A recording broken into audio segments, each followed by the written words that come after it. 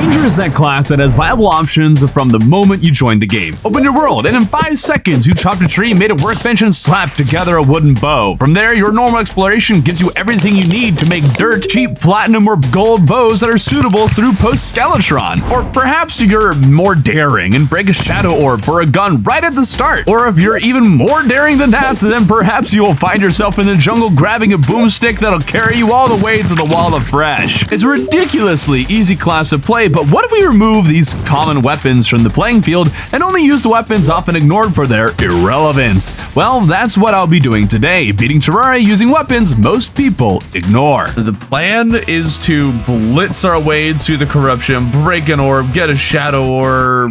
Well, break an orb, get a musket. Before we head off, we'll make some housing. Breaking an orb is the plan, but of course the musket is off limits. So why would I break the orb? We just need to grab that and then wait for the arms dealer to arrive. The reason we want the arms dealer is because he will sell our first unused ranger weapon, the flintlock pistol. A weapon whose existence I don't understand, as it's not particularly better than the musket or undertaker that you'll get anyways from the first orb or heart that you'll break. So even with the limitations we place on ourselves, we've still barely started and our first weapon acquired. All right. Before we go about exploring, what other weapons are outlawed in pre-hard mode? Obviously, the wood and orb bows are, and the musket, boomstick, and mini shark are commonly used. A lot of the consumable weapons like throwing knives and shurikens are pretty often used even for a short time, but there are several that are definitely unused that I still will not be going for in this run. This includes bone throwing knives, bone javelins, and frost daggerfish. The bone weapons in particular are actually quite good, so if you have leftover sturdy fossils, make some of those. As we went about exploring, we get a blood moon super early, which is real convenient because the blood rainbow is a pretty underutilized weapon. And before we go fishing, I did want to comment on the fact that the flintlock pistol is already more than enough for me to handle being out in the open during a blood moon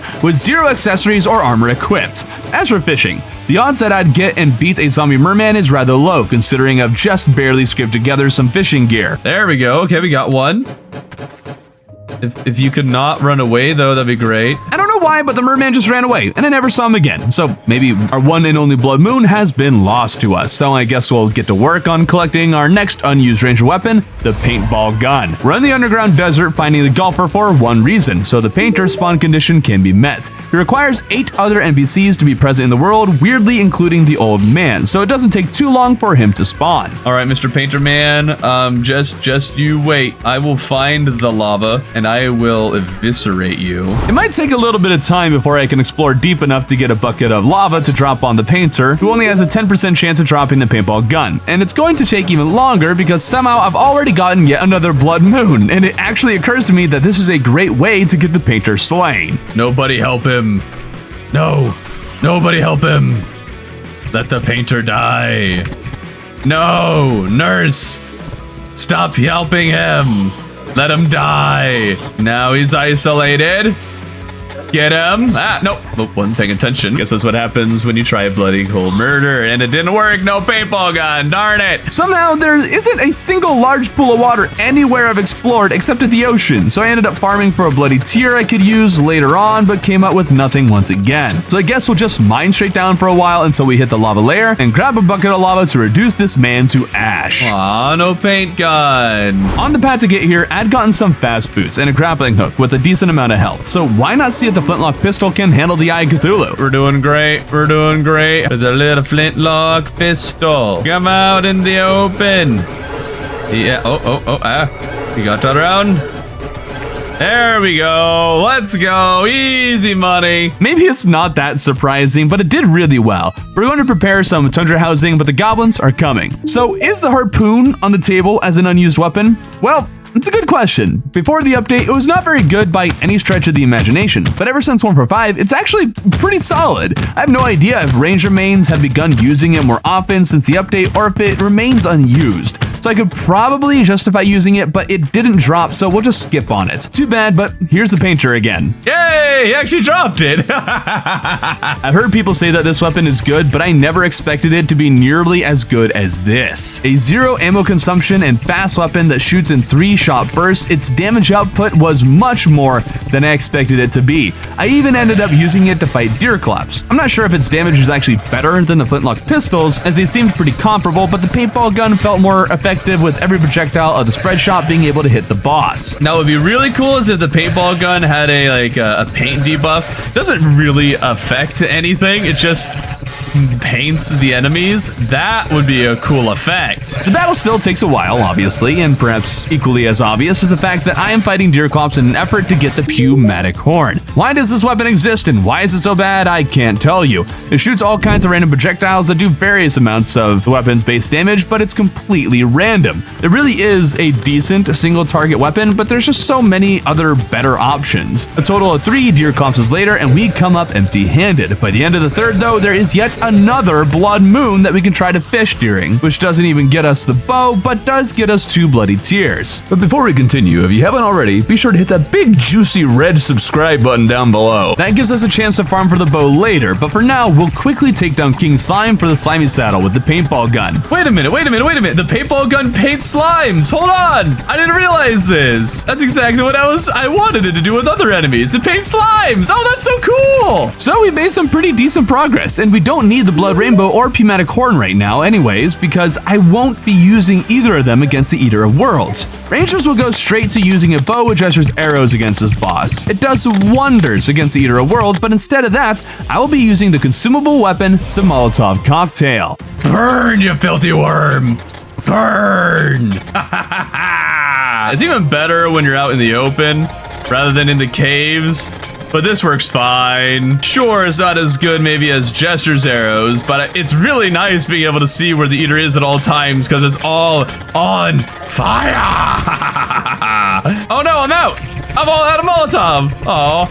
I'll paintball gun the rest of this, I guess. And from there, we absolutely blitz our way through the jungle to slay Queen Bee, where I continue to be amazed at how good the paintball gun is. Same with the flintlock pistol, which beat the bee quite handily. I'm not farming the boss though, because the bee's knees is off limits. So why beat Queen Bee in the first place? So we can get the witch doctor, who will sell the blowgun. Feels wrong selling the boomstick. With stingers, we'll make a bunch of poison darts to use with this weapon. Similar to the blowpipe, you can pick up seeds while you have this weapon in your inventory and shoot those, but that would just be silly and there'd be no point to it. And though I could perhaps have gone for the blowpipe earlier on, it's just too irrelevant to even give a chance. From there, we use teleportation potions that bring us to the underworld. And you know what? Rather than finish a elevator, we can just put some houses down here and set up a pylon. It's about time to return to farming the Pneumatic Horn though, so after we explore the tundra a bit and finally get a double jump, we take down a few more flinxes and use the blowgun to slay Deerclops this time around. Was it faster? About 33% faster than the flintlock pistol and paintball gun. So that was a nice change of pace, and this one dropped the Pneumatic Horn. It's kind of a weird spot to be in too, since the Pneumatic Horn and blowpipe are both meant to do high single target damage, which is quite helpful when fishing for Blood Moon enemies after using one of my bloody tears. Both did a pretty decent job at taking down these enemies, much better than I thought they'd do. Now let's see if we can get that bow.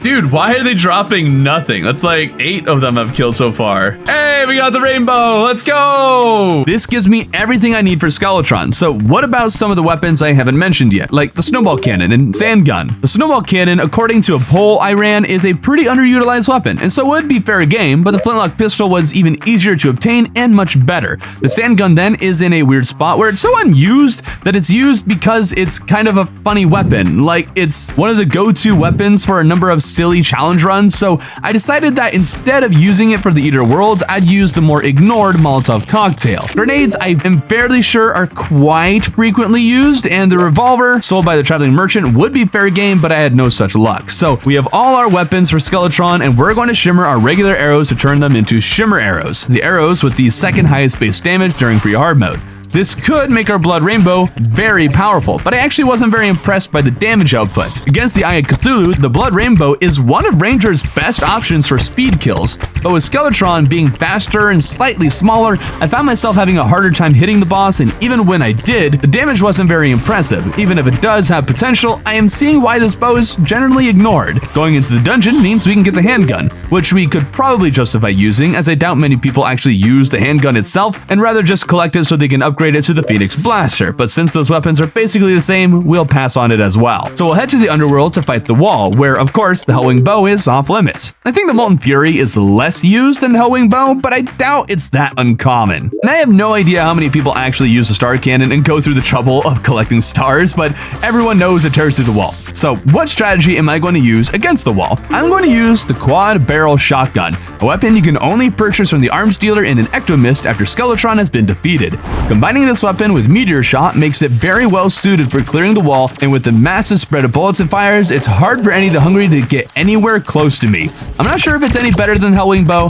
but it's at the very least equally as good at taking down the wall. Now that we're in hard mode, we'll break these altars and get to collecting ores, but there's one weapon we can craft right away.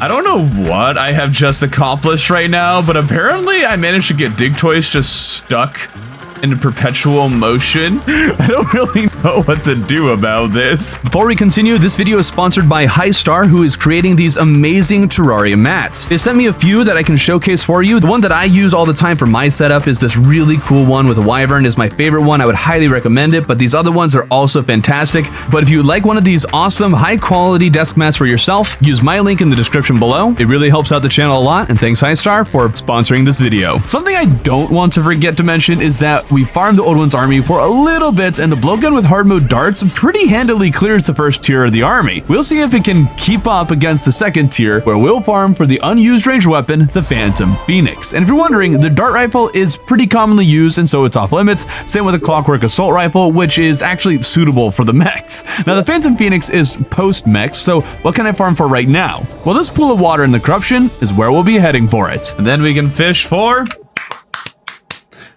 Toxicarp. The reason I'm sleeping is to buy the mechanic's fishing rod from the mechanic, and the destroyer randomly decided to show up. Let's go. Let's do this. Quad barrel shotgun. Quad barrel shotgun the destroyer. What the heck just happened? It's actually not doing that bad. Oh. The destroyer might have made you think of the barrel launcher, which is also off limits. It might be a newer weapon, but I think people have pretty quickly discovered its great potential against the destroyer in particular, and Socrates' video probably helped make it a more mainstream weapon. So we fished for the next 20 minutes to get the Toxicarp. Oh, heck yeah, dude. Ginger beard? I love the look of it over the armor. Now there's only one weapon left to farm, and it's why I'm in the underground tundra again. Why are we still here? Just to suffer. I will be farming for the ice bow dropped by ice mimics. So if this is the last pre-mech weapon, that means yes, the repeaters are all off limits. The Onyx Blaster I think is pretty obviously heavily used by the community. The shotgun needed to make the Onyx Blaster probably isn't, but we'll just lump that in with the Onyx Blaster. The Uzi could be farmed for, but I've been scarred by farming that in the past, and I do think there's a subset of people who do actually farm the thing. The Shadow Flame Bow and Marrow I think are both used quite frequently, but I could be mistaken. All I know are the crowds that I'm often in tend to use them pretty often. The Gatligator and Pulse Bow are allowed if the Traveling Merchant is feeling generous, but I don't remember the last time I saw these weapons sold by him, so off to farming the Ice Bow we go. Frostbrand. Why is Frostbrand? I swear it's more common than the others. Yes. Yes. Ice Bow! There it is! So, the Ice Bow and Toxicarp. These are my weapons for the first mechanical boss, and it sure feels weird using them instead of all the more common alternatives. Since one of them is a bow though, I think it'd be smart to farm at least one magic quiver, which took longer than it probably should have, but it was fine. After finishing an arena then, we go into our battle against Skeletron Prime. I think using Toxicarp when he is above and I can't really see him would be a good idea, and then using Ice Bow to try and target the hands probably be good. Actually, you know, the blowgun with crystal darts isn't actually awful. I wouldn't recommend it, but it's not awful. I didn't think the Toxicarp would actually be very helpful for these the bosses, but you know, I'm actually quite happy with how it's doing. Single target damage here.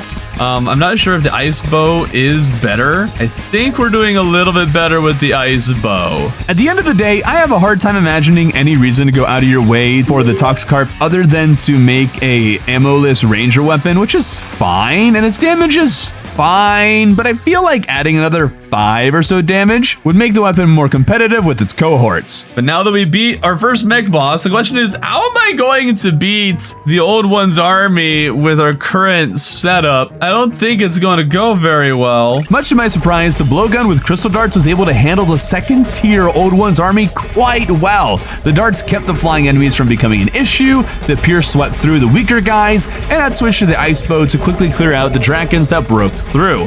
Then once the ogres came by, I'd use the ice bow to take them out before the crystal was destroyed. It worked. Wasn't efficient at all, but it technically worked, and thankfully I don't need to farm too many ogres to get the Phantom Phoenix. Since all the usual destroyer shredders are ruled out, this is our best option for taking down the mechanical worm, as its Phoenix projectile I'm pretty sure has infinite pierce. And if you were wondering, the flamethrower that I could have crafted after defeating Prime is in fact off limits. It's not the best at a shredding destroyer, but it does fine, and once the coil is gone, it's still pretty solid. There's no reason to go for it over Daedalus Stormbow, Dart Rifle. I don't really know exactly what it's meant for or why it's as weak as it is. The Phantom Phoenix, it's a fun weapon. I love the Phoenix, and it can do some good damage. Maybe against Plantera, it'll surprise me. Obviously, the Mega Shark is completely off limits, and the Phantom Phoenix does a fine job at handling the twins. Definitely nothing to sneeze at.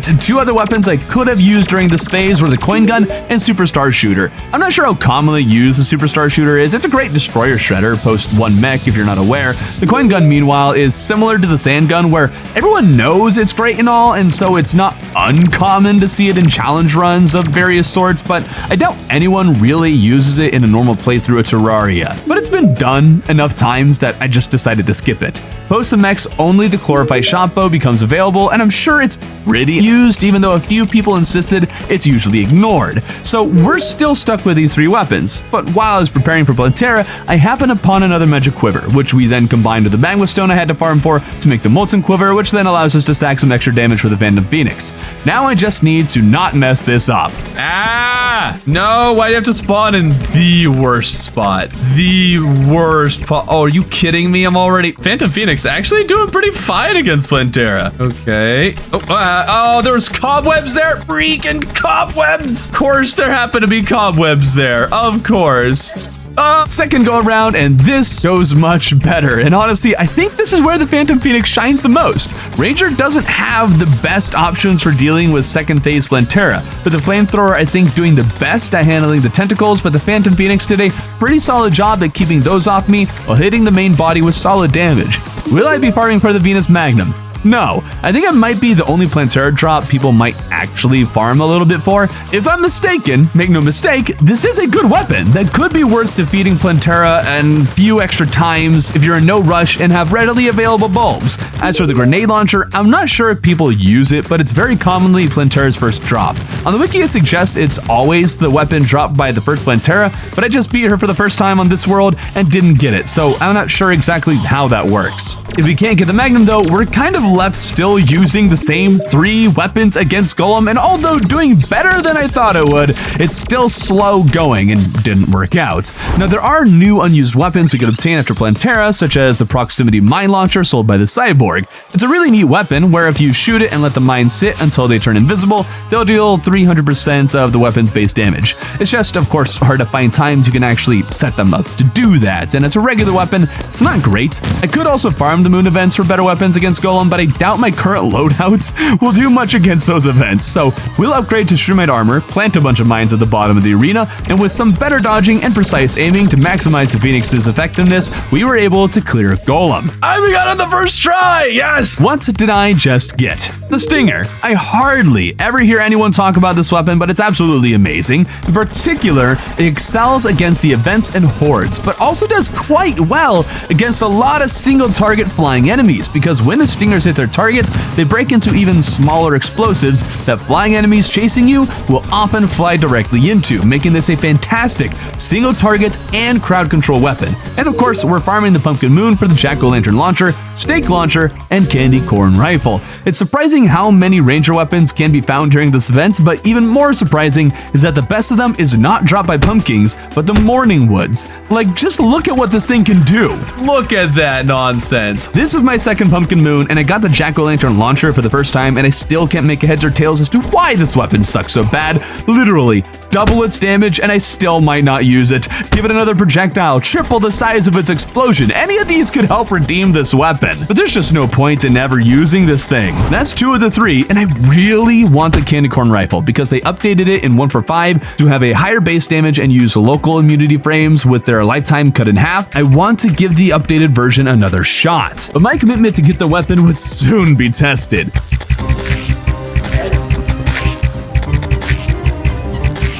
That's the Horseman's Blade, not the candy corn. I want the candy corn.